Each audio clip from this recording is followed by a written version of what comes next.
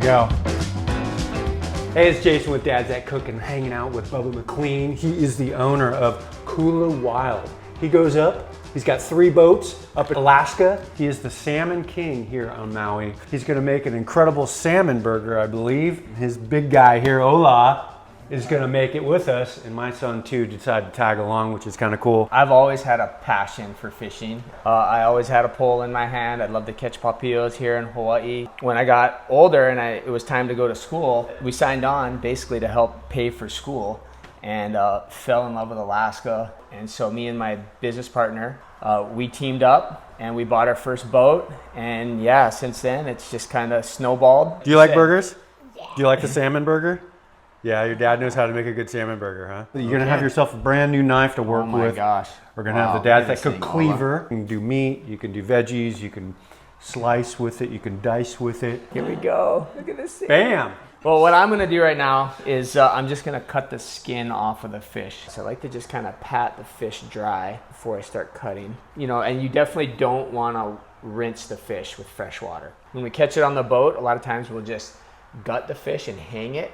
Oh, nice. It like dehydrates the meat a little bit, relaxes the meat, and it is delicious. Huh. Yeah. Just gonna take my knife. I kind of grab at the back of the fish here with my fingers to kind of hold it in place. Trying this new knife, and I like it. Somewhat sharp. Yeah. Cool. Oh yeah, look at that. So then it peels the skin off real nice like this, and then we save the skin. We'll cook it up later. We'll fry it up. And eat it nice and crispy. That's yeah. awesome. Oh, yeah. yum. And then I just cut individual slices for, you know, our salmon burger. So on the Sockeyes, are you worried about bones or any of that? Or Well, these fish, our fish, there's a pin bone machine, and that's why the fillet doesn't look great right there. Oh. It's actually because there's a machine that comes out and takes pulls the them. pin bones out. that's the one thing most like dads that are out there cooking, right? Yeah. You don't want to sit there with some tweezers I know. picking bones out, right? And what I'll do today too is I'm just gonna save one of these. My son loves to eat raw salmon. So this is sashimi grade salmon. Yeah. You know, I go about 3 fingers wide, and then I just kind of trim it. Wow. Actually, the knife's working out great for the sashimi today. Yeah. And you kind of, if you can, you want to just go one way when you do it. You know, we're from Hawaii, so we got to eat raw fish. Of course. And that's one of the Of best course. ways to do it. We just put the cabbage underneath the fish when we're going to make like a sashimi platter. Okay. Kind of soaks up any moisture if there needs to be. Some people actually like to eat it with the cabbage. It just gives it a little crunchy flavor. Mash it around here. Go Eat for some. it, buddy. It's Yeah. all you. Okay, here's the test right there, right? That's it. Is that good? That's awesome. That looks good. We gotta dip it. Oh yeah. Oh yeah. Shoot, I'm You got. sorry. Yeah, oh, commit. Look at you. Go big. Wow. I'm actually not even kidding. Like, it's crazy. That cut is so it Wow. melts. That's the best salmon Sashimi I've ever had in my life. Seriously. You know, one of the tricks with sashimi grade salmon is you actually want to keep it frozen until you're ready to go. But basically that locks in the freshness till you're ready to eat it. All right, so we got the wife here. Shone, Hi. how are you? So nice to meet you. So nice to meet you. I hear this amazing story between you guys in track. That's how you guys met? Yeah. And so Yeah. you in track, were you long jumping? Is that was your sport? Yeah, I eventually turned pro and met this guy on the circuit, and so I didn't get my Olympic medal. I say these 2 were my medals. Yeah. That I got. So. What I like to do after I cut the fish, okay, is to prep the onions and the mushrooms. Well, look at this big guy over here working the mushrooms. You're working the mushrooms. You're doing great. How's the knife working for you? I love this. This thing is amazing. Slicing and dicing? Super sharp. I mean, it's the one-stop shop. Preheating the pan here. Okay. My deckhand this year, Dave Quisenberry, I grew up with here on Maui. He made these burgers, and I was like, oh my God, this is the $1 million idea right here. And he did it with caramelized onions, and so I'm just trying to copy what Dave did. But yeah, I'm just gonna leave these kind of whole for now. Okay. It'll probably break up, but go under that way and then do it. Exactly. Now close it. Now flip it. Yeah. Oh yeah, you got it. Nice. Oh, look at that one. Getting it going. Making it happen. When I'm usually get the onions going, then I'll come and season my fish. Start off by putting a little olive oil on each kind of little piece here and just kind of rubbing it around. Yeah, so I'll put the olive oil on both sides. Well, I don't really go by like perfects. I just kind of, you know. Oh, you didn't measure? No, I don't measure. And then okay. this umami blends. For whatever reason, it seems to work pretty good. Oh.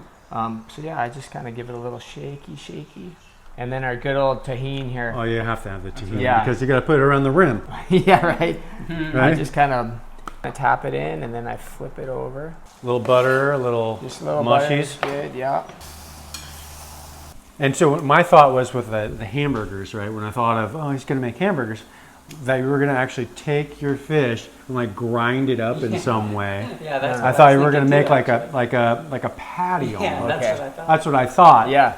And but no, we're just doing fillets, Yeah, we're gonna pan-sear the which fillets. is going to be so much better. Oh, yeah. Oh yeah. Think outside the box, people. Outside the box.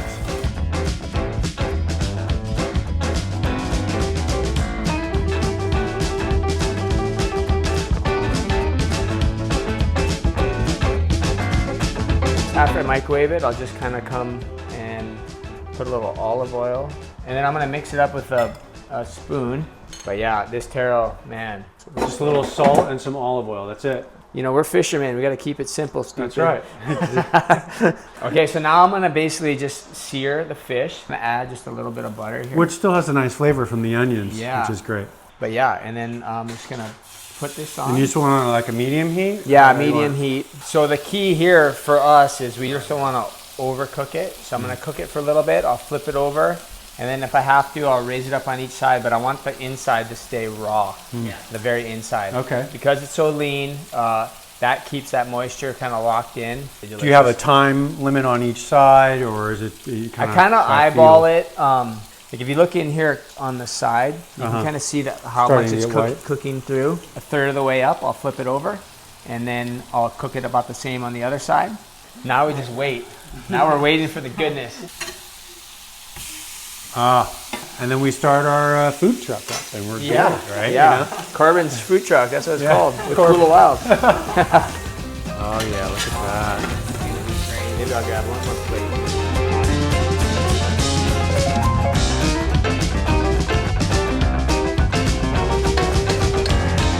There we go. I'm not even, Wow. I mean, this is like insane. Oh, I gotta get another big bite out of this. Look at this. Look at that bite right there. Yeah. It's just calling my name. Oh my God, you guys have to make this right here. Kula Wild. Wow, that's a bite. How is it? Oh my gosh. I think we should have made it bigger.